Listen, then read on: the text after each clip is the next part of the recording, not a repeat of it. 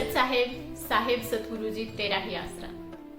सबसे पहले मैं आप सभी के श्री चरणों में सत सत नमन करती हूँ। आज हम बात करते हैं समाज की।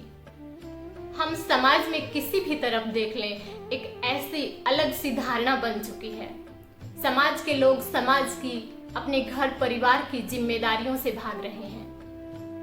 अपने देश की बात करने से पहले अगर हम अपने घर की स्थिति को देखें तो हमें पता चलेगा कि हमारे देश की ऐसी स्थिति का कारण है कि हमने प्रदूषित समाज को पकड़ कर रखा हुआ है।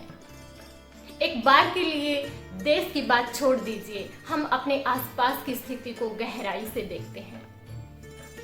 जैसे नई शादियां होती है, पति पत्नी आपस में तालमेल नहीं बैठा पाते, उनकी विचारधारा मेल नहीं खा रही। शादी के वक्त वचन देते हैं जिंदगी भर साथ रहने का, और कुछ ही समय बाद ये रिश्ता तोड़ दिया जाता है, तलाक हो जाता है। अगर तलाक से बच भी जाए तो हर पल उनके बीच लड़ाई झगड़ा और तनाव रहता है। पूरा दिन कार्य करने के बाद शाम को जब पति घर लौटता है तो सास बहू में झगड़ा, वह चैन से बैठकर खाना तक नहीं खा सकता।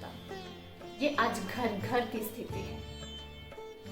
शादी के कुछ महीने गुजरे कि बेटा बहू माँ बाप को छोड़कर अलग रहना चाहते हैं। बेटे को पाल पोस कर इतना बड़ा किया, वो माँ बाप बोझ बन जाते हैं। अमीर लोग उन्हें वृद्धाश्रम में छोड़ देते हैं, और अगर गांव की बात करें तो एक ही घर के बीचों बीच दीवार खींच दी जाती है।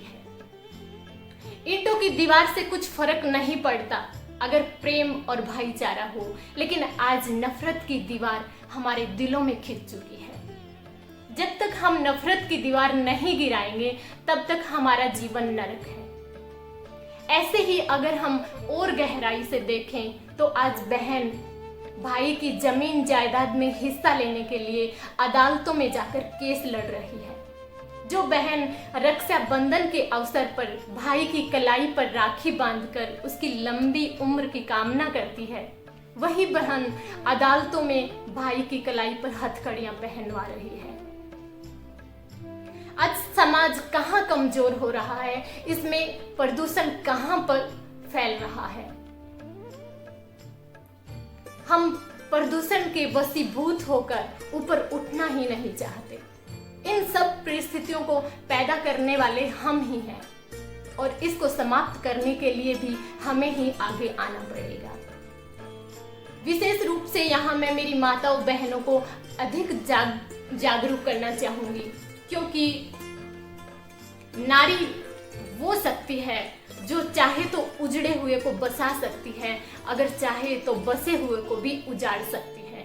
नारी 4 रूपों में है, कहीं वो माँ है, कहीं बहन है, कहीं बेटी है, तो कहीं पत्नी का रूप है। अगर नारी एक संस्कारी है तो वह 4 घरों को संस्कारी बना सकती है, और ये संस्कार ही हमारे देश का निर्माण करती है। इसलिए मेरी किसी भी माता बहन का लड़ाई है, झगड़ा है, या जमीन जायदाद का केस चल रहा है, तो वो अपना वापस ले लीजिए।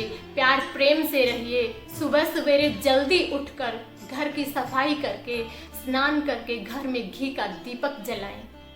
अपने माता पिता, सास ससुर और पति देव के चरणों में प्रणाम करें। भोजन हमेशा हंसते हुए खुशी से बनाएं।